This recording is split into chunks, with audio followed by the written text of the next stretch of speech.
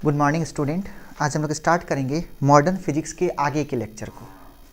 पिछले लेक्चर में हम लोग देखे थे मॉडर्न फिजिक्स के सिलेबस को कि मॉडर्न फिजिक्स में कौन कौन से टॉपिक्स हम लोगों को स्टडी करना है, और उनमें हम लोग देखे थे कि 8 टॉपिक्स हमारे सामने था जिसको कि हम सबको स्टडी करना है, और उन सभी टॉपिक्स को एक एक करके 1 बाय 1 आपको खूब बढ़िया से स्टडी करना पड़ेगा। जिसमें आज हम एक छोटा सा टॉपिक को कवर करते हैं जिसका नाम है सेमीकंडक्टर। सेमीकंडक्टर, इसको समझिएगा। जैसे dual nature of light, photo electric effect, atomic structure, nuclear physics वगैरह वगैरह, radio activity, x ray, semiconductor. Semiconductor में हम लोग डायोड के बारे में पढ़ेंगे, ट्रायोड के बारे में पढ़ेंगे, उसके बाद हम लोग बाइनरी ऑपरेशन को पढ़ेंगे, लॉजिक गेट को पढ़ेंगे, इन सभी को। तो एक एक छोटे छोटे चैप्टर वाइज पहले हम आपको आदत लगाते हैं मॉडर्न पढ़ने का, और उसके बाद मॉडर्न में हम इतना अंदर तक आपको लेके जाना चाहते हैं कि अगर मॉडर्न से क्वेश्चंस अगर जेई वाला पूछे या नीट वाला पूछे या कोई भी भारत के किसी भी ऊंचे से ऊंचे एग्ज़ाम को अगर आप देते हैं, अगर उसमें क्वेश्चंस आता है तो हमारा विश्वास है कि वो क्वेश्चंस आपके हाथ से छूट नहीं सकता। इतना हम आपके लिए करेंगे। तो आज का कहानी है सेमीकंडक्टर। तो हम लोगों को सेमीकंडक्टर के बारे में जानना है। सबसे पहली बात आपको ये समझना है कि जब हम लोग बचपन के क्लास में पढ़ते थे तो वहाँ पर हम लोग ये पढ़े थे कि दुनिया में जो मटेरियल हम लोगों को आसपास दिखता है, दुनिया में जो मटेरियल हम लोगों को आसपास दिखता है, उन सभी मटेरियल को हम लोग मेनली 4 भाग में डिवाइड करते हैं। दुनिया में जो मटेरियल हम लोगों को दिखता है उसको हम लोग मेनली 4 भाग में डिवाइड करते हैं। उसको मेनली हम लोग 4 भाग में डिवाइड करते हैं, जिसमें सबसे पहला होता है, एकदम एक एक करके आप समझेंगे, जितनी सारे मटेरियल आपको दिखेंगे उन सभी को हम लोग 4 भाग में डिवाइड करेंगे। 4 भाग में हम लोग बांट के पढ़ेंगे, जिनमें सबसे पहला आता है कंडक्टर। सबसे पहला आता है कंडक्टर, दूसरा आता है सेमीकंडक्टर, या इसको दूसरे को पहले आप लिखिए इंसुलेटर, दूसरा होता है इंसुलेटर, तीसरा होता है सेमीकंडक्टर, और चौथा होता है सुपर कंडक्टर। बहुत बेजोर लोग हैं ये लोग। क्या हो गया? Super conductor. पहला, मटेरियल को आपने कितने भाग में बांटा? मटेरियल मतलब कोई भी पदार्थ, उसको आप 4 भाग में बांट रहे हैं। कंडक्टर, इसको हिंदी में कहते हैं चालक, ये है कुचालक, ये है अर्धचालक, और ये है सुपर कंडक्टर मतलब अति चालक। ये 4 प्रॉपर वे में हम लोग उसको बांटते हैं। अब सवाल ये उठेगा कि ये चारों का डेफिनेशन क्या है, ये चारों हम लोग कैसे पहचानेंगे? सबसे पहली बात, जब हम लोग बचपन में पढ़ते थे तो उस आधार पर अगर बांटने की बात होगी तो कंडक्टर उसे कहा जाता है जिसमें फ्री इलेक्ट्रॉन्स हों, और फ्री इलेक्ट्रॉन्स तो हो ही, साथ ही साथ बहुत बड़ी मात्रा में, बहुत ज़्यादा हो, और इतना ज़्यादा हो कि कोई भी, जैसे कि आयरन का रॉड है, एक आयरन का ऐसा ब्लॉक आपको मिल जाए, लोहे का टुकड़ा मिल जाए, उससे अगर करंट फ्लो करवाते हैं तो खूब आसानी से जाता है। क्यों? क्योंकि उसके अंदर में करंट को ले जाने के लिए जो लोग चाहिए वो लोग खूब अधिक मात्रा में प्रेजेंट हैं, इसीलिए। तो एक हो गया कंडक्टर, दूसरा इंसुलेटर, तीसरा सेमी कंडक्टर, और चौथा सुपर कंडक्टर। एक है आपका कंडक्टर, दूसरा है इंसुलेटर, तीसरा है सेमी कंडक्टर, चौथा है सुपर कंडक्टर। तो कंडक्टर वो मटेरियल होता है जिसमें बहुत सारे फ्री इलेक्ट्रॉन्स हों, जिसमें बहुत सारे फ्री इलेक्ट्रॉन्स हों। फ्री इलेक्ट्रॉन्स किसको कहते हैं? जो इलेक्ट्रॉन्स बॉन्डिंग में भाग ना ले रहा हो, जो इलेक्ट्रॉन बॉन्डिंग में भाग नहीं ले रहा उसको हम लोग कहते हैं फ्री इलेक्ट्रॉन्स। जो बॉन्ड में भाग ले लिया उसको बोलते हैं बॉन्डेड इलेक्ट्रॉन। जो बॉन्डिंग बनाने में, बॉन्ड बनाने में, बंधन बनाने में भाग ले लिया वो है बॉन्डेड इलेक्ट्रॉन। ये है फ्री इलेक्ट्रॉन। जो बॉन्डिंग में भाग नहीं लिया उसका नाम फ्री इलेक्ट्रॉन। तो कंडक्टर वो होगा जिसमें फ्री इलेक्ट्रॉन्स बहुत अधिक मात्रा में हो। दूसरा, इंसुलेटर वो होगा जिसमें फ्री इलेक्ट्रॉन्स एकदम ही ना हो। जैसे कि लकड़ी का टुकड़ा, अगर आप लकड़ी के टुकड़े से को बैटरी से जोड़ दें तो उससे करंट फ्लो नहीं करेगा। क्यों? क्योंकि उसमें करंट को ले जाने का एक तो मूड नहीं है, और दूसरा करंट को ले जाने वाले लोग भी वहाँ नहीं हैं। इसीलिए कंडक्ट उस प्रकार के मटेरियल से करंट का फ्लो नहीं हो सकता। इसलिए इंसुलेटर वो होगा जिसमें क्या हो? फ्री इलेक्ट्रॉन्स ना हो। इंसुलेटर उसको बोलते हैं जिसमें फ्री इलेक्ट्रॉन्स ना हो। अब सेमी कंडक्टर उसको बोलेंगे जिसमें कि फ्री इलेक्ट्रॉन्स तो हो। इंसुलेटर, सेमी कंडक्टर उसको बोलेंगे जिसमें फ्री इलेक्ट्रॉन्स तो हो, लेकिन वो फ्री इलेक्ट्रॉन्स पूरी तरीक़ा से फ्री ना हो। मतलब वो जो इलेक्ट्रॉन्स है वो शेयर है किसी के साथ, किसी के वश में है, वो अपने मन से नहीं चल सकता, वो पूर्ण रूप से फ्री नहीं है, तो उसको क्या बोलेंगे? सेमीकंडक्टर। तीसरा है सुपर कंडक्टर। सुपर कंडक्टर का मतलब वैसे लोग जिससे बोरा भर भर के करंट जाता हो, या वैसे लोग जिसमें ढेर सारा फ्री इलेक्ट्रॉन्स होता हो। लेकिन जो बात हम अभी तक किए हैं, इन सभी बात को, ये जो बात था ये बचपन की बातें हैं। आज आप नीट और जेई लेवल में सोचना शुरू कर चुके हैं, आप एक ऊंचे दर्जे पे जा चुके हैं, आपका माइंड बहुत ही डेवलप हो चुका है। तो अब जरा सा हम लोग इसको एक डेवलप्ड रूप में डिफाइन करना शुरू करते हैं, कंडक्टर, इंसुलेटर, सेमी कंडक्टर और सुपर कंडक्टर के बीच। तो अभी तक में हम आपको इतना ही सिखाए हैं कि मटेरियल को 4 भाग में बांटेंगे और सुंदर सा नोट्स बनाएंगे आप, खूब सुंदर सा नोट्स। मटेरियल को 4 भाग में बांटेंगे, कंडक्टर, इंसुलेटर, सेमी कंडक्टर और सुपर कंडक्टर। कंडक्टर वो होगा जिसमें फ्री इलेक्ट्रॉन्स बहुत अधिक मात्रा में होंगे, इंसुलेटर वो होगा जिसमें फ्री इलेक्ट्रॉन्स एकदम ही नहीं होंगे, सेमी कंडक्टर वो होगा जिसमें फ्री इलेक्ट्रॉन्स तो होंगे लेकिन वो क्या होगा? बाउंडेड होगा, वो बाउंडेड होगा, फ्री इलेक्ट्रॉन्स होंगे लेकिन वो पूर्ण रूप से फ्री नहीं होगा। सेमी कंडक्टर उसे कहेंगे। सुपर कंडक्टर वो है जिसमें बहुत सारे इलेक्ट्रॉन्स होंगे और वो पूर्ण रूप से फ्री होंगे, पूर्ण रूप से फ्री होंगे। और सुपर कंडक्टर वो होता है जिससे बहुत अधिक मात्रा में करंट को आप फ्लो करवा सकते हो। यहाँ पे रोक करके हम आपको एक बात समझाना चाहते हैं। हम लोग जब मटेरियल के बारे में बात करेंगे तो स्पेशली इस तीनों को डिस्कस करेंगे। मेरे हर लाइन को समझिए, मतलब हम लोग अगर बुक को भी पढ़ें या आप आगे क्वेश्चंस बनाओगे तो क्वेश्चंस आपको कंडक्टर के मिलेंगे, इंसुलेटर के मिलेंगे और सेमी कंडक्टर के मिलेंगे। सुपर कंडक्टर का क्वेश्चंस आपको नहीं मिलेगा। इसलिए नहीं मिलेगा, अब जरा सा समझेंगे क्यों।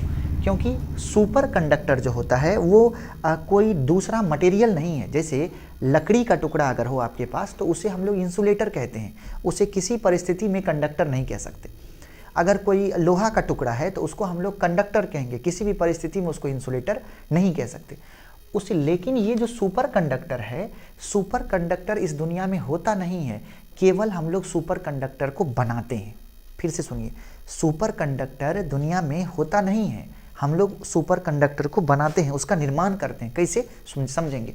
हम आपको एक स्पेशल कंडीशन सिखा रहे हैं, समझाने की कोशिश कर रहे हैं, समझिएगा।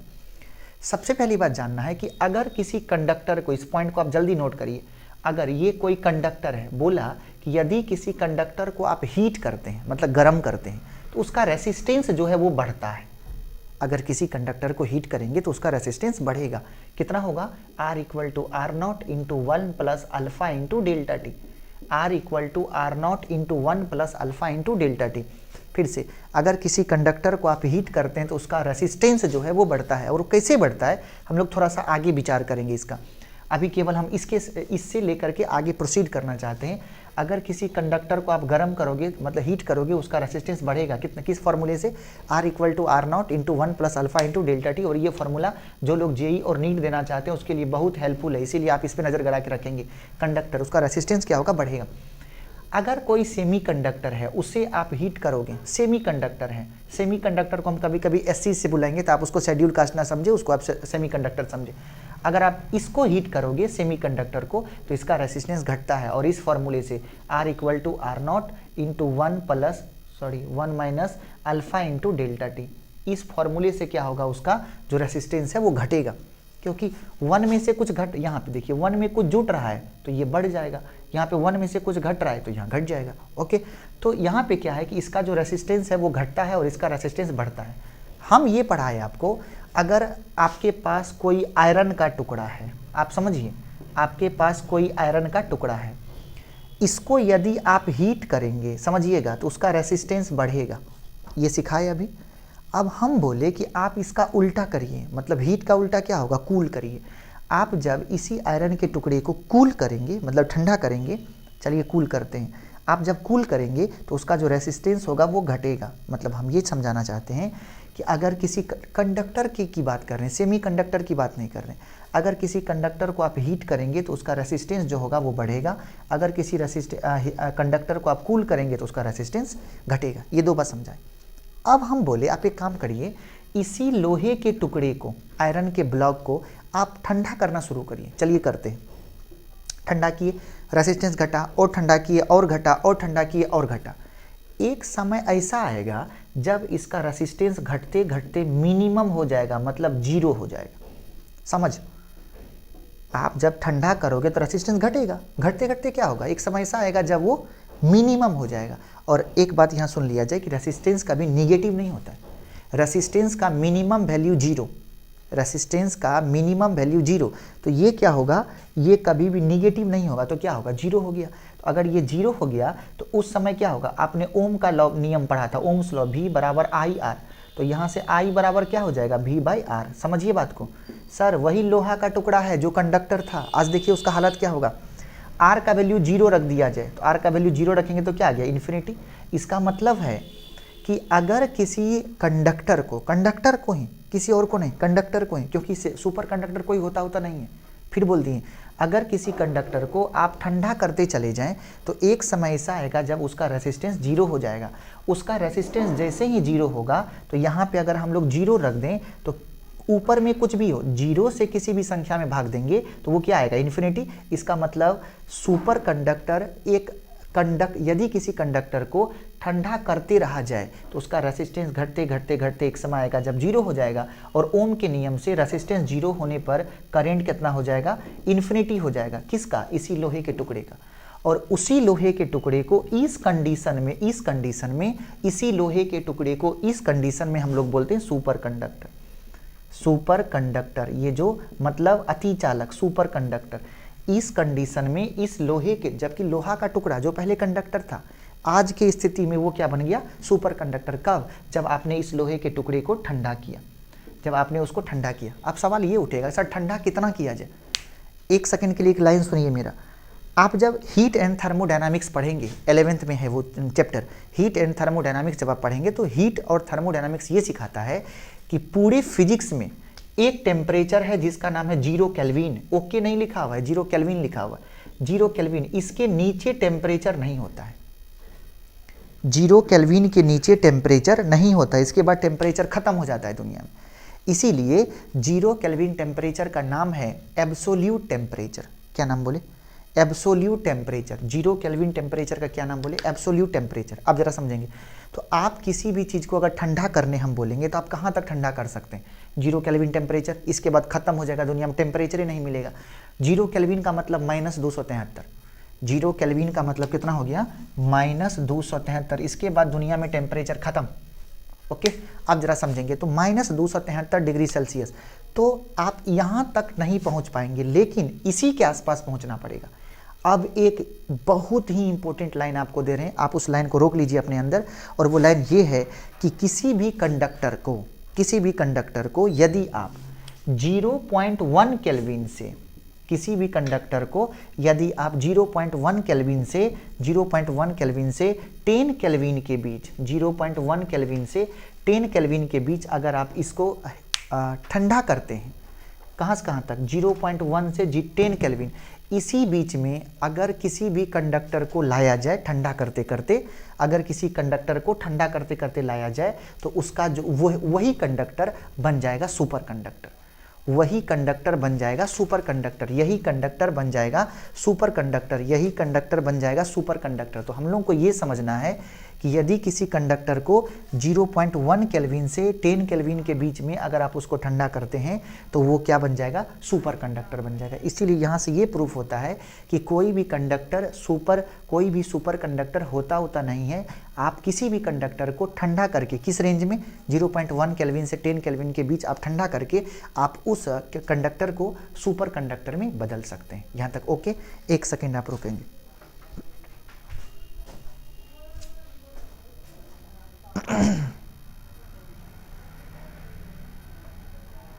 ओके, ठीक चल रहा है। नेक्स्ट, अब हम लोग यहाँ से आगे बढ़ेंगे। तो सबसे पहले हम लोग को ये समझना है अब कि 0.1 केल्विन से 10 केल्विन के बीच में अगर आप उसको ठंडा करेंगे तो वो क्या बन जाएगा, वो बन जाएगा आपका सुपर कंडक्टर। नेक्स्ट, हम लोग सेमी कंडक्टर को चला रहे हैं। जितना भी पॉइंट्स मिलता जाए आप पॉज करके सभी पॉइंट्स का नोट, एक शानदार सा नोट्स बनाते चलेंगे और हमसे चेक भी करवाएंगे आप उस नोट्स को। आप हमारे व्हाट्सएप पे उस नोट्स को भेजेंगे, हम उसको देखना चाहेंगे कि आपका नोट्स कैसा बन रहा है। नेक्स्ट, अब हम लोग आगे बढ़ते हैं। अब फिजिक्स को आगे बढ़ने के लिए, सेमीकंडक्टर को आगे पढ़ने के लिए सबसे पहले आपको कुछ टर्म समझना होगा। जैसे सबसे पहले जैसे मान लेते हैं कि आपके पास एक एटम है जिसका नाम है सोडियम, एटॉमिक नंबर 11। अगर आप इसका कॉन्फ़िगरेशन लिखते हैं तो ये कॉन्फ़िगरेशन बनेगा, एकदम लाइन बाय लाइन सुनेंगे। इसका कॉन्फ़िगरेशन होगा 1s2 2s2 2p6 3s1। ठीक, यदि आप बाय द वे मैग्नीशियम लेते हैं तो उसका होता है एटॉमिक नंबर इक्वल 12, ये हो जाएगा 1s2 2s2 2p6 3s2। समझिए हम क्या कहना चाह रहे हैं। हम ये समझाना चाहते हैं कि जब आप केमिस्ट्री पढ़ रहे थे तो सर आपको बताए थे केमिस्ट्री में कि जैसे ये एटम है, ये आपका एटम है और ये न्यूक्लियस है, ये न्यूक्लियस है और ये सभी ऑर्बिट है। जहाँ तक हमको लगता है आप ये सब चीज़ जानते हैं। इसको बोलते हैं आप n = 1, मतलब पहला ऑर्बिट, ये है दूसरा ऑर्बिट, ये है तीसरा ऑर्बिट, ये है चौथा ऑर्बिट, इसके बाद ये पांचवा ऑर्बिट, इस तरीके से जाते रहेगा। इसी को आप k बुलाते हैं, इसी को l, इसी को m, इसी को n, o, p, इस तरीके से ये जाते रहेगा। सवाल ये है कि पहला ऑर्बिट में केवल एक सब ऑर्बिट 4 गो है, जैसे s, p, d, f, इसको आप क्या बुलाते हैं? इसको आप बुलाते हैं सब orbit. s, p, d, f को आप क्या कहते हैं? सब ऑर्बिट। अब जो पहला ऑर्बिट है उसमें केवल एक सब ऑर्बिट है, n बराबर जो 1 है उसमें केवल एक सब ऑर्बिट है s। अगर n बराबर 2 होगा, दूसरा कक्षा होगा, ऑर्बिट होगा, तो उसमें 2 सब ऑर्बिट होगा, एक s और एक p। अगर n बराबर 3 है, 3 का मतलब तीसरा कक्षा, तो उसमें होगा s, p और d। s सब ऑर्बिट होगा, p सब ऑर्बिट होगा और d सब ऑर्बिट होगा। ओके, तो जरा समझते हैं। मेरा ये कहना था कि ये s है, ये p है और ये d है। अगर n बराबर 4 होगा, चौथा ऑर्बिट जब होगा उसमें s भी होगा, p भी होगा, d भी होगा, f भी होगा। पांचवा में भी 4 ही होगा, s, p, d, f। छठे में भी 4 ही होगा, s, p, d, f। ये पहले में सिर्फ एक सब ऑर्बिट s, दूसरे में 2 गो, तीसरे में s, p, d, चौथे में s, p, d, f, पांचवें में भी s, p, d, f, छठे में भी s, p, d, f and उसके बाद हर सभी में s, p, d, f, s, p, d, f। अब देखेंगे जैसे कि हम लोग एक एटॉमिक कॉन्फ़िगरेशन लिखे, परमाणु विन्यास लिखे सोडियम का, तो उसमें आ गया पहले कक्षा में 2 इलेक्ट्रॉन, दूसरे में 8 इलेक्ट्रॉन, तीसरे में 1 इलेक्ट्रॉन। देखेंगे सर कोई भी एटॉम या कोई भी एलिमेंट 2 ही स्टेट में स्टेबल होता है। एक, या तो उसके पास 2 इलेक्ट्रॉन हो या उसके पास 8 इलेक्ट्रॉन हो। अगर उसके पास 2 इलेक्ट्रॉन होता है तो उसको बोलते हैं डुएट का फॉर्मेशन करना। अगर उसके पास 8 इलेक्ट्रॉन है उसको बोलते हैं ऑक्टेट का फॉर्मेशन करना। तो डुएट का फॉर्मेशन या ऑक्टेट का फॉर्मेशन करके कोई भी एटम खुद को स्टेबलाइज कर सकता है। डुएट या ऑक्टेट का फॉर्मेशन करके कोई भी खुद को स्टेबलाइज कर सकता है। मतलब ये डुएट पूरा करके स्टेबलाइज कर लिया, ये ऑक्टेट पूरा करके स्टेबलाइज कर लिया, बच गया कौन? एक। यहीं पे हम लोग फंस जाएंगे। ये जो 1 है ना तो डुएट पूरा है ना तो ऑक्टेट पूरा है, इसीलिए ये अनस्टेबल है। इसीलिए आपकी सारी कहानी इसी पे चलेगी। देखेंगे सर ये जो इलेक्ट्रॉन है, ये जो 1 इलेक्ट्रॉन है वो सबसे लास्ट ऑर्बिट का है, सबसे लास्ट ऑर्बिट का है। इसीलिए इस इलेक्ट्रॉन का नाम है वैलेंस इलेक्ट्रॉन। क्या नाम है? Valence electron. क्या बोलेंगे? वैसे इलेक्ट्रॉन जो सबसे लास्ट ऑर्बिट में होगा उसको किस नाम से पुकारेंगे आप? वैलेंस इलेक्ट्रॉन के नाम से। दूसरी बात, अब उसके बाद ये जो टोटल इलेक्ट्रॉन बच गए हैं इसका नाम है कोर इलेक्ट्रॉन। इसका क्या नाम है? इसका नाम है कोर इलेक्ट्रॉन। ये 8 और ये 2, ये जो 8 है वो ये 8 और 2 दोनों मिलकर के ये है कोर इलेक्ट्रॉन। ठीक है, अब देखेंगे ये जो लास्ट ऑर्बिट है इसका ऑर्बिट का नाम, ऑर्बिट का लास्ट ऑर्बिट का नाम, इसका नाम है अल्टीमेट ऑर्बिट। Ultimate orbit. और ये जो इसके पीछे में जितने सारे ऑर्बिट हैं उसका नाम है पेनल्टीमेट ऑर्बिट। Penultimate orbit. क्या नाम है इसका? इसका नाम है पेनल्टीमेट ऑर्बिट। इसका क्या नाम हो गया? Ultimate orbit. क्या बोल रहे हैं? जितना बात बोलेंगे आपके दिमाग में घुसे या ना घुसे, घुसाना ही पड़ेगा आपको। इसीलिए आप समझिए बात को बढ़िया से। ये जो आपके पास ये जो लास्ट इलेक्ट्रॉन है इसका नाम है वैलेंस इलेक्ट्रॉन। वैलेंस इलेक्ट्रॉन को इस वैलेंस इलेक्ट्रॉन जिस ऑर्बिट में है उसका नाम है अल्टीमेट ऑर्बिट। और इसके पीछे जितने सारे ऑर्बिट बच गए, पहला दूसरा दोनों ऑर्बिट, उसको बोलते हैं पेनल्टीमेट ऑर्बिट। और पेनल्टीमेट ऑर्बिट में जो इलेक्ट्रॉन्स होंगे उन सभी का नाम है कोर इलेक्ट्रॉन। अल्टीमेट ऑर्बिट में जो इलेक्ट्रॉन है उसका नाम है वैलेंस इलेक्ट्रॉन। इतना बात आपने समझा? अब और समझिए, समझेंगे। सर ये जो तीसरा कहानी है यहाँ का कहानी, इसमें क्या है 3s1, इस कहानी को यहाँ समझा रहे हैं, इसको समझ 3s, क्योंकि पीछे के लोग तो डुएट और ऑक्टेट पूरा के स्टेबल है, उसको तो किसी से कोई मतलब नहीं, उसको किसी पड़ोसी से कोई मतलब नहीं, क्योंकि वो खुद में इतना ज़्यादा स्टेबल है कि उसको किसी की आवश्यकता नहीं है। इसीलिए हम लोगों परेशानी किसको है 3s1 वाले को। अब देखेंगे 3s को, लेकिन अभी हम सिखाए कि तीसरे ऑर्बिट में 3 सब ऑर्बिट होता है। कौन कौन? s, p और d। इलेक्ट्रॉन सिर्फ किस में है? s में। फंस गया कौन? p और d। न तो p में इलेक्ट्रॉन है न तो d में इलेक्ट्रॉन है। अब यहाँ रुक के समझिए sir, valence electron, valence electron एकदम लाइन बाय लाइन यहीं समझना है, और यहीं से रियल में सेमीकंडक्टर स्टार्ट होता है। क्या बोल रहे हैं हम? वैलेंस इलेक्ट्रॉन, वैलेंस इलेक्ट्रॉन जिस सब ऑर्बिट ऑर्बिट नहीं, क्योंकि ये तीनों थर्ड ऑर्बिट का है। वैलेंस इलेक्ट्रॉन जिस सब ऑर्बिट में होता है, देखिए यहाँ पे वैलेंस इलेक्ट्रॉन कौन है? ये वाला है, ये वैलेंस इलेक्ट्रॉन जिस सब ऑर्बिट में होता है, जिस सब ऑर्बिट में होता है उसको बोलते हैं वैलेंस बैंड। इसको क्या बोलेंगे?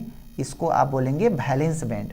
उसके बाद वैलेंस इलेक्ट्रॉन जिसमें बैठ गया, उसके बाद जितने सारे सब ऑर्बिट खाली हैं, उसके बाद जितने सारे सब ऑर्बिट खाली हैं, उसके बाद जितने सारे सब ऑर्बिट खाली हैं, उन सभी को बोलते हैं हम लोग कंडक्शन बैंड।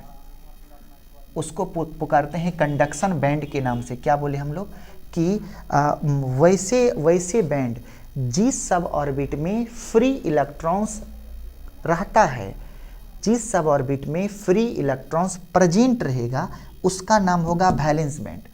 और उसके बाद जो सब ऑर्बिट है जो कि खाली है, उसको बोलेंगे कंडक्शन बैंड। अब एक बात यहाँ सुन लेंगे आप कि वैलेंस बैंड को हम लोग लिखेंगे आज के बाद से VB से। हम जब VB लिख दें तो आप समझ जाएंगे वैलेंस बैंड की बात कर रहे हैं सर। दूसरी बात, और कंडक्शन बैंड के लिए वर्ड यूज होगा CB। 2 वर्ड है, एक वर्ड आया VB और एक वर्ड आया CB। VB का मतलब वैलेंस बैंड और CB का मतलब कंडक्शन बैंड। VB का मतलब है वैलेंस बैंड और CB का मतलब क्या है? Conduction band. तो क्या बोले वैलेंस बैंड किसको बोलते हैं? तो वैलेंस बैंड वो है जिसमें फ्री इलेक्ट्रॉन, जिस सब ऑर्बिट में फ्री इलेक्ट्रॉन्स पाया जाएगा, ये है वैलेंस बैंड। और जो सब ऑर्बिट खाली होगा उसको बोलेंगे कंडक्शन बैंड। ठीक, तो अभी हम आपको समझाएं वैलेंस बैंड, दूसरा क्या समझाएं? Conduction band. तीसरा वैलेंस बैंड का सबसे पहले आप ये समझे होंगे, यहाँ आइए, आते हैं थोड़ा पीछे आते हैं, आइए यहाँ। बचपन में जब सर आपको पढ़ाते होंगे वो समझाए होंगे कि सबसे ज़्यादा एनर्जी, जैसे आप बाहर जाते हो ना, बाहर एनर्जी बढ़ता है। इसका मतलब पहले से ज़्यादा एनर्जी दूसरे का है, दूसरे से ज़्यादा एनर्जी तीसरे का है, तीसरे से ज़्यादा चौथे का है, चौथे से ज़्यादा पाँचवें का है, पाँचवें से ज़्यादा छठे का है। मतलब अगर आप पहले ऑर्बिट से बाहर की तरफ जाओगे तो एनर्जी बढ़ेगा। उसी प्रकार आप यहाँ आइए, SPDF, जैसे जैसे सब ऑर्बिट में बढ़िएगा तो एनर्जी बढ़ेगा। इसका मतलब सबसे ज़्यादा एनर्जी F का, उसके बाद D का, उसके बाद P का, उसके बाद S का। S सब ऑर्बिट में सबसे कम एनर्जी होता है, P में थोड़ा सा उससे अधिक, D में थोड़ा सा उससे अधिक और F में थोड़ा सा उससे अधिक। मतलब क्या है, जैसे जैसे आप बढ़ते जा रहे हो तो एनर्जी क्या हो रहा है, वो बढ़ता चला जा रहा है। अब आइए वापस, तो यहाँ पे ये S सब सेल है और ये P और D है। P और D दोनों खाली था, इसीलिए दोनों को हमने एक साथ कर दिया। ठीक है, दोनों खाली है, इसीलिए लगभग दोनों के बीच में फिलहाल अभी एनर्जी गैप को नेग्लिजिबल ही माना जाता है।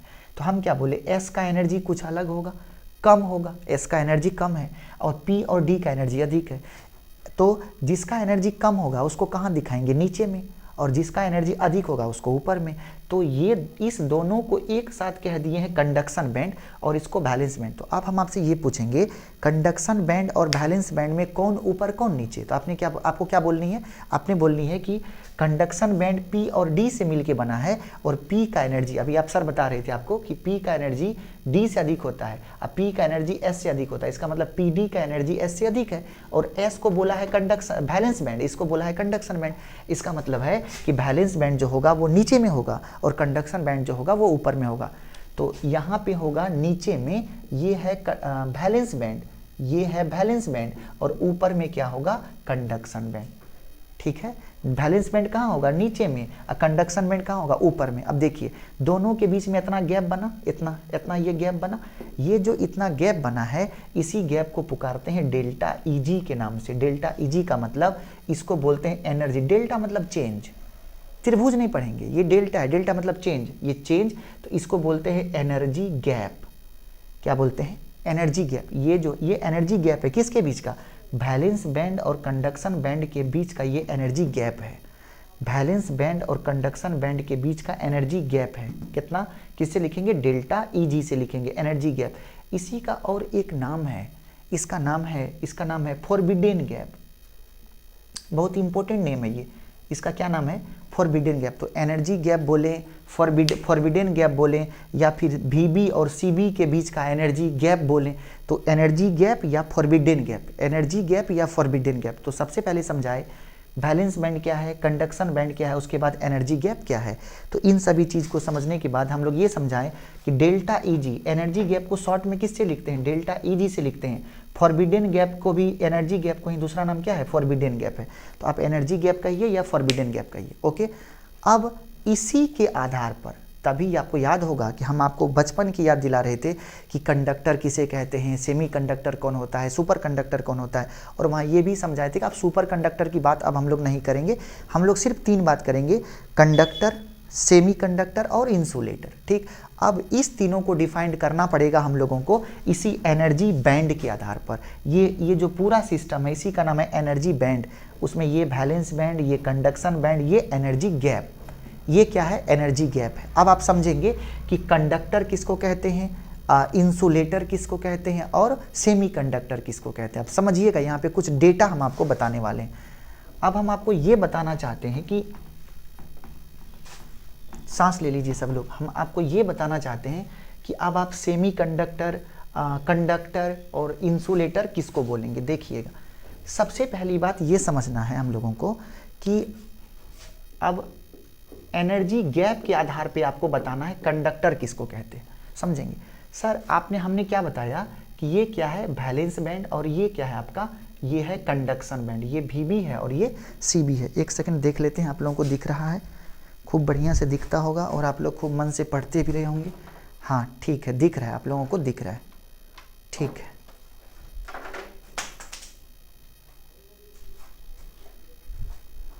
देखेंगे तो हम ये डिस्कस कर रहे थे कि ये नीचे में क्या है, वीबी, और ये ऊपर में क्या है, सीबी। इसको बोलते हैं वैलेंस बैंड और इसको क्या बोलते हैं, कंडक्शन बैंड। तो ये वैलेंस बैंड है और ये कंडक्शन बैंड है। इसके बीच का डिफरेंस को आप क्या बोलते हैं, डेल्टा ईजी। समझना शुरू करिए। कंडक्टर उस मटेरियल को कहते हैं जिसके वैलेंस बैंड और कंडक्शन बैंड के बीच का जो एनर्जी गैप है वो बहुत कम हो। हम क्या बोले कि कंडक्टर उसको कहते हैं जहाँ पे वैलेंस बैंड और कंडक्शन बैंड के बीच का एनर्जी गैप क्या हो, बहुत कम हो। और वो कितना होना चाहिए, एकदम याद रखेंगे। हालांकि एग्जैक्ट होता है 0.007 इलेक्ट्रॉन वोल्ट, लेकिन हम आपको ये याद रखने कहेंगे कि आप 0 इलेक्ट्रॉन वोल्ट याद रखिए। अब बताइए कंडक्टर किसको बोलेंगे कि जिसका डेल्टा ईजी का वैल्यू, जिसके डेल्टा ईजी का वैल्यू कितना होगा, 0 इलेक्ट्रॉन वोल्ट होता है। कंडक्टर उसको बोलते हैं जिसके डेल्टा ईजी का मान कितना होता है, 0। देखेंगे दूसरा है सेमी कंडक्टर, सेमी कंडक्टर में ये है वैलेंस बैंड और ये है कंडक्शन बैंड। वैलेंस बैंड और कंडक्शन बैंड के बीच का जो डेल्टा ईजी होता है वो 1 इलेक्ट्रॉन वोल्ट होता है। याद नहीं भी रखने का मन होगा तो भी याद करके जाएंगे। ये क्या है, डेल्टा ईजी का वैल्यू कितना होता है, 1 इलेक्ट्रॉन वोल्ट होगा। डेल्टा ईजी का वैल्यू कितना होगा, 1 इलेक्ट्रॉन वोल्ट होगा। तीसरा क्या है, तीसरा है आपके सामने इंसुलेटर मतलब कुचालक। इंसुलेटर का नीचे में हो गया वीबी और ऊपर में हो गया सीबी, और इस दोनों के बीच का जो ये डेल्टा ईजी होता है वो 6 इलेक्ट्रॉन वोल्ट होता है। कौन हो गया, 6 इलेक्ट्रॉन वोल्ट होता है। कितना होता है, 6 इलेक्ट्रॉन वोल्ट होता है। तो क्या बोले, कंडक्टर वो होगा, कंडक्टर। सुपर कंडक्टर की बात नहीं करेंगे। आप मन में सोचेंगे सर नहीं कर रहे हैं, क्योंकि सुपर कंडक्टर कोई होता नहीं है। क्या बोलते हैं, कंडक्टर ही क्या बनता है, सुपर कंडक्टर। तो हम लोग ये बोले कि डेल्टा ईजी का वैल्यू 0 होगा। सेमी कंडक्टर में डेल्टा ईजी का वैल्यू 1 इलेक्ट्रॉन वोल्ट, और इंसुलेटर में क्या होगा, डेल्टा ईजी का वैल्यू 6 इलेक्ट्रॉन वोल्ट। याद हुआ। चलिए वापस आइए, इस कोने की तरफ आइए।